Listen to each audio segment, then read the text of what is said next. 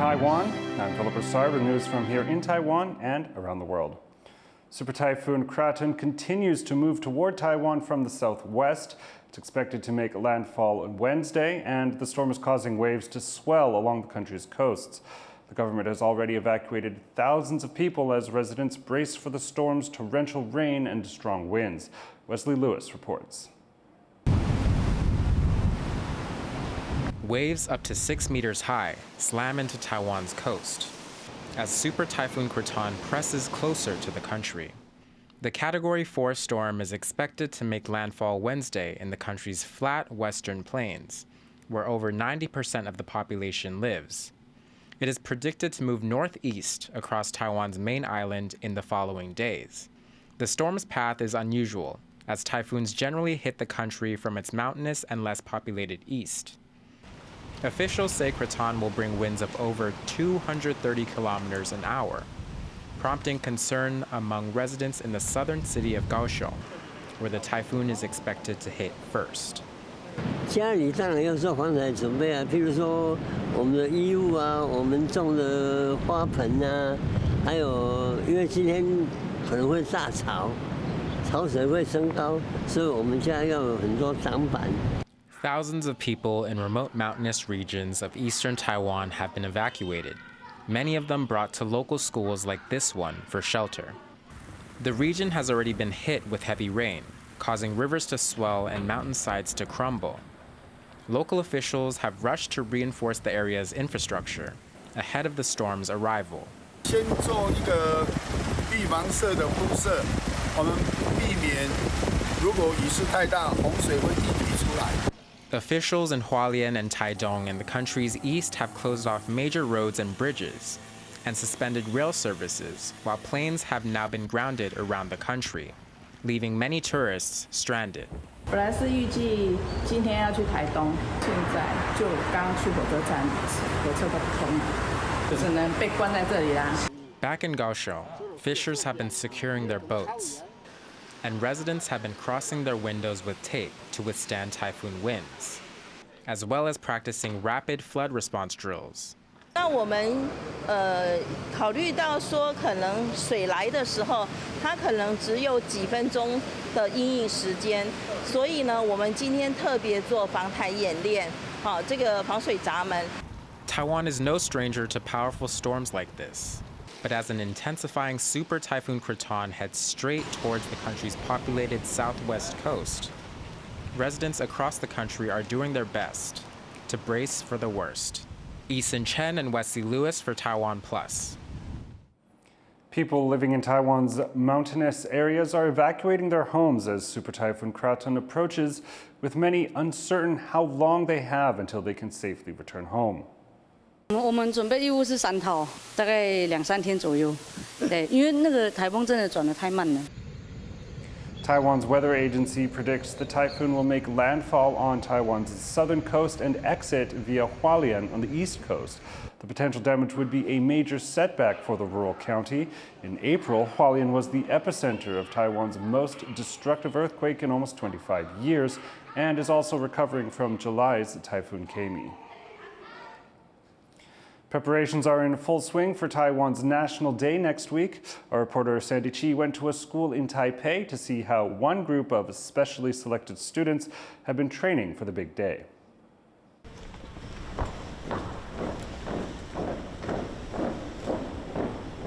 Chins up, smiles on, and ready to greet local and international guests in a variety of languages.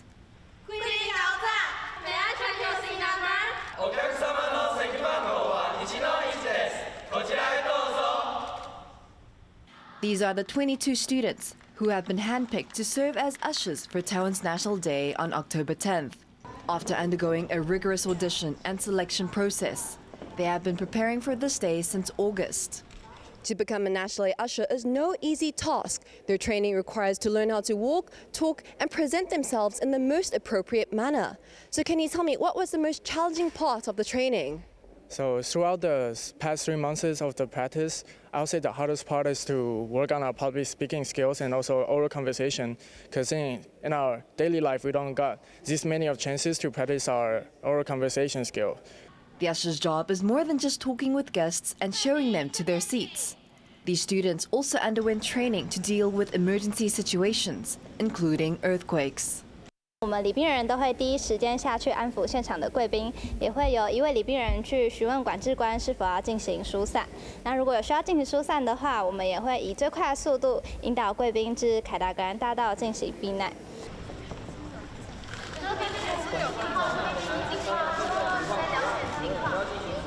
立即疏散，请各位贵宾前往凯达格兰大道进行疏散。请各位贵宾立即前往凯达格兰大道进行疏散。 Besides training, the ushers' appearance is also very important, and that's all down to their uniform. The creator of this year's outfit is designer Liao Jialing, who is known as the Queen of Uniforms in Taiwan. 是以红色比较喜庆的颜色为主体，然后搭配了灰色还有宝蓝色。那首先在这个基底是以改良式的旗袍为基础，可是呢领子我就设计的比较现代、比较利落的感觉。Now, as prepared as they can be, this year's squad of specially selected ushers will be hoping for a smooth, safe, and welcoming National Day.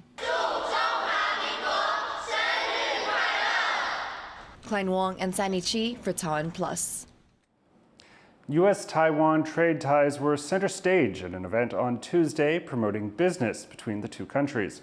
The event is known as U.S. Business Day, and the U.S. Representative Office in Taipei, known as the American Institute in Taiwan, or AIT, says that the number of U.S. states opening Taiwan trade offices is on the rise.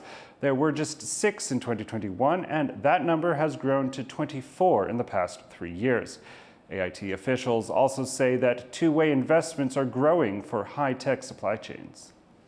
In addition to high-profile projects like TSMC and Global Wafers, we have also observed growing interest from Taiwan companies in integrating into U.S. supply chains for electric vehicles, drones, cybersecurity, ICT, energy, and healthcare. Dockworkers have gone on strike all along the U.S. East Coast and Gulf Coast, cutting off around half the nation's shipping. The International Longshoremen's Alliance, or ILA, began a strike for the first time since 1977. The union's contracts with ports expired overnight without agreement on pay increases and automation that dockworkers say threatens their jobs. The action is expected to cause billions of dollars of losses a day and could lead to shortages and higher inflation if it continues. Automation of our nation's ports should be a concern for everyone. The truth is, robots do not pay taxes, they do not spend money in their communities. The ILA would continue to fight until its members receive the fair contract they deserve. China is celebrating its 75th founding anniversary as the People's Republic of China, hosting grand ceremonies in Beijing. On the eve of the celebrations, Chinese President Xi Jinping made a speech where he called Taiwan a sacred part of the country, a message Taiwan has denounced. Joyce Tseng has the story.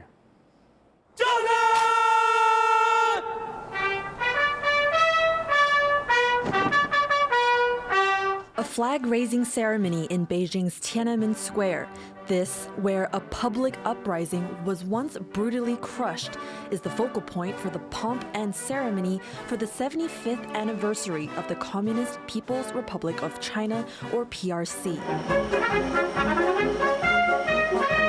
In an address on the eve of the celebrations, Chinese President Xi Jinping said that though the path ahead will see challenges, nothing can stop China's progress, which includes his ambition to take control of self-ruled democratic Taiwan. 台湾是中国的神圣领土，两岸人民血脉相连，血浓于水。 It's a claim repeatedly rejected by Taiwan. The Mainland Affairs Council, Taiwan's main body handling matters with China, quickly denounced Xi Jinping's comments, issuing a written statement, here translated, reminding the Chinese president that Taiwan has never been a part of the PRC, calling this an objective fact, and that Beijing's One China principle has long been rejected by most Taiwanese people. The council also referred to Taiwanese President Lai Ching-te's inauguration speech in May, where he urged China to face the reality of the Republic of China's existence, Taiwan's official name, and to treat Taiwan as equals. 我也要呼吁中国停止对台湾文攻武吓，一起和台湾承担全球的责任，致力于维持台海及区域的和平稳定。 China's Xi clearly seeing things differently, grouping Taiwan with Hong Kong and Macau in his speech, claiming them all under one unified Chinese nation. This rhetoric of a greater China coming at a time of increasing internal pressure. With its economy in decline, Beijing has had to announce a historic stimulus package hoping to boost growth. While on the military front, it's exerted its dominance through a recent rare test launch of an intercontinental ballistic missile into international waters. China's strength and grandeur on show here too, as it is in similar ceremonies in Hong Kong and Macau. All this to remind its people and those outside that modern China is a force to be reckoned with. Dolphin Chen and Joyce Zhen for TaiwanPlus. Japan's parliament has formally confirmed Ishiba Shigeru as the country's new prime minister.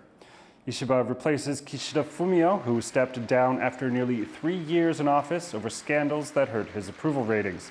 The new prime minister has called a snap general election on October 27th to seek a mandate from voters. At least 23 people, including children and teachers, are dead after a bus crashed and caught fire in Thailand. The bus was carrying primary school students returning from a field trip outside Bangkok. Another 16 students and 3 teachers are reportedly receiving treatment in hospital. The once thriving waters off Taiwan's Penghu Islands are growing barren due to the effects of undersea excavation. But a community project to attract marine life back into the shallows is taking root. Reese Ayers reports. As the waters off Taiwan's outlying Penghu Islands recede with the tide, a team of volunteers ventures out into the exposed sea mud.